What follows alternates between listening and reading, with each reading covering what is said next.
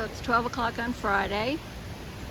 The sun has finally come out here in western North Carolina on Verge Mountain. The neighbors are cutting up logs. So here we are. I showed you what it looked like yesterday at 9.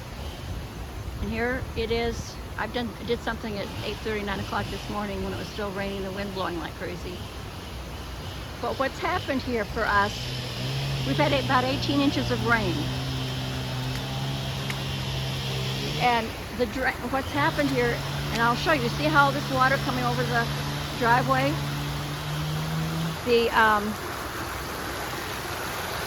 So it's washed out this road where the asphalt needs to, it looks more like concrete than asphalt, doesn't it? So what's happened is, and you see how full all that is, and the pond was overflowing over the top of the rocks a few minutes ago. But what has happened is it's filled up with silt. It's filled up with silt. And what's happened, oh, look at the border here. It's been washed out clear down to the clay. And these are tree stumps that got washed away that we use for helping to keep the land in. So what's happened here is there's a big 18-inch, maybe you can see it down there a little bit. I'm not going to walk all the way down. I can't really see. There it is. That's a big pipe, 12 to 18 inches in diameter, my guess. And what's happened is it's all plugged up. There's been so much water that's come down this gorge that it has brought all this dirt and debris, and it's blocked this side of the drainage pipe that goes under the road. And of course, the thing we're worried about is that it's going to wash away the road somehow or another. But this has made a huge puddle, and all that silt up there, like a sand dune, is that's all brand new, and it washed this bridge away up here. Can you see that? I showed that to you yesterday. So huge amounts of water. So we're at, this mountain is I think 2,940 feet tall, and we're 200 or 300 feet below that. So all the water from the top of the mountain has to find the lowest way, and of course it's got gullies, ravines, whatever you want to call them, that the water goes to, and then it just runs like crazy. So the sun has finally come out. It has stopped raining, and I'll show you the trees that are down. So there's, of course, there's lots of debris, and it isn't just the leaves that have turned for fall color. It's also a lot of green twigs. There's gonna have to be, oh, there's a branch down here in the ivy. And here, when they fell, they speared the ground. Let me show you this. So my brother and sister-in-law always wear hard hats when they come out with any kind of wind, because you could get struck by one of these things, and it's like a spear. See? That one's straight up and down. Okay, so we're gonna continue to walk here. I don't know. Has he turned the generator on for a little bit? Sounds like it, doesn't it?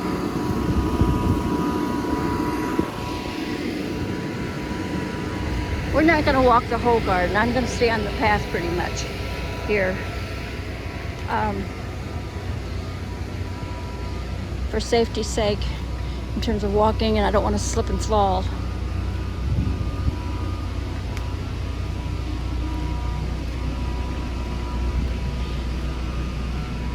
So we're gonna walk. See, lots of things down. That's about a 3-inch diameter that came down. Branch, a couple of branches. Well, when you live in the woods on the side of a mountain, it's not really at all practical for a whole slew of reasons. Ease of getting to the trees, and the trees are maybe 130 feet tall. But also it costs a lot of money to get that done. Every now and then a crew of guys will come along and they'll offer to cut down your trees for you, you know, for a generous discount. I remember in Washington, D.C., in proper neighborhoods, it was $1,500, $2,000. That was a couple of decades ago. But if you're gonna, the guys who did it at a huge discount, they weren't gonna cut them up and haul them off. That was our job. They were just gonna pull them down because either they were dead or, you know, severely compromised.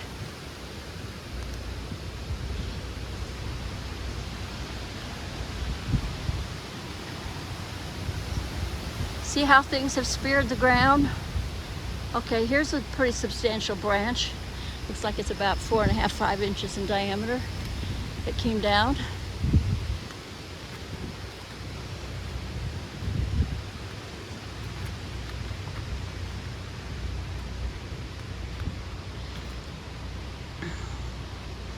Here's a branch that's come down.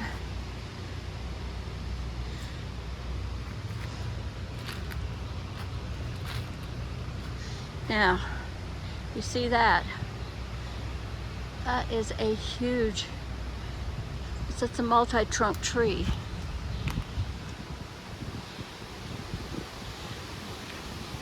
It's not a poplar. Looks like it might be a maple, doesn't it?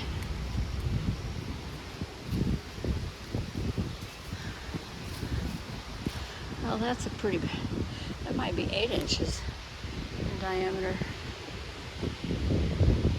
It's going to take a lot of work to clear this up, and well, Larry will have to do it himself.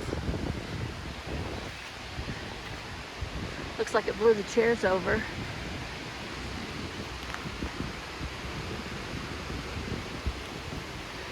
Well, let's continue to walk a little bit here for those of you who are in for the long view.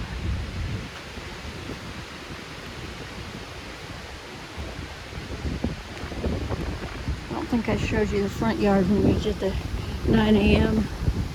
I wanted to show you how much water was rushing down the gorge, and it's doubled now. It's doubled.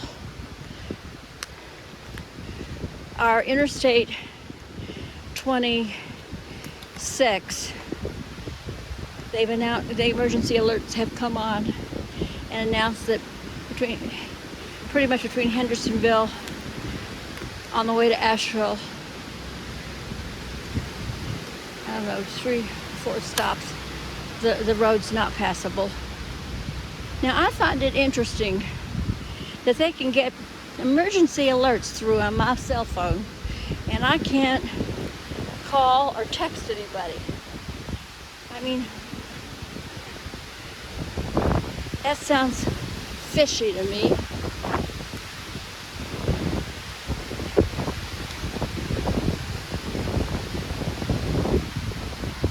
Something's fishy about that. So I have more heucheras to put in the garden. We'll do a video on that at some point. So our colia has been bent over with the wind. Lots of minor debris here that we often have after a severe windstorm. But here, a whole branch is broken. It's not completely fallen all the way yet.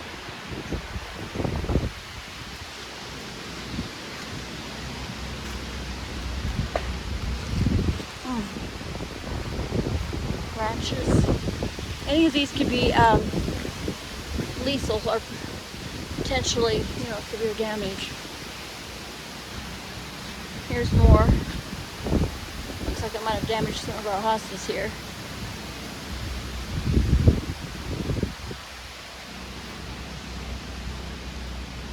See how they spear the ground?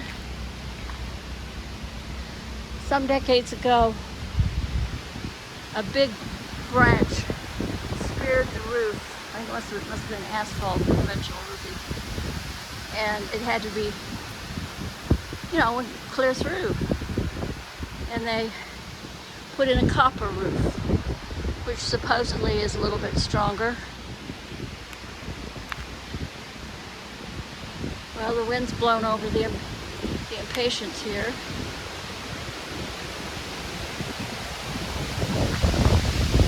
Oh. Well, let's see if we can strip them this driving begonia.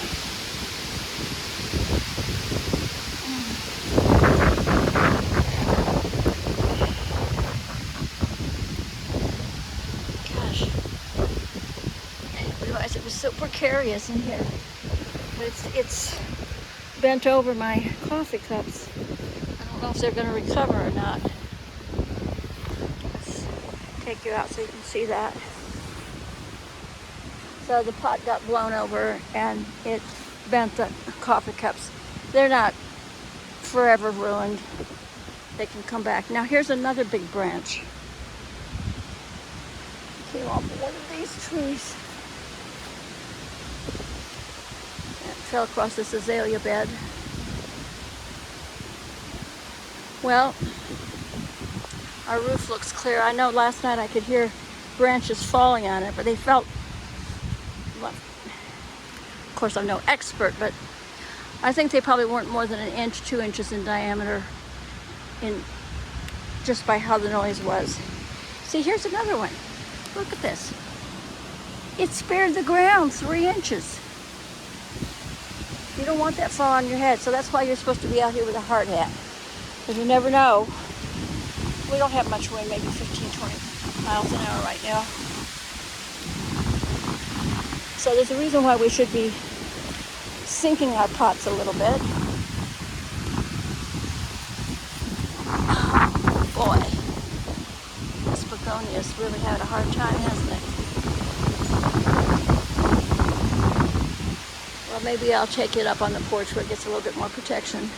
Well, thank you for joining me on this walk. We ran into neighbors, made sure we had information so everybody would know to help. We have 3 retired nurses on the property, one of which is level 1 trauma, and a doctor. He's retired but in a wheelchair, but he can take phone calls and give advice. So here we are, and we're supposed to have rain again, I think, for a good while. And of course the flooding's still going to be an issue for a couple of days as the water drains off the mountains into the lower areas, floodplains. So thank you for joining me. It's been a pleasure. Thank you very much.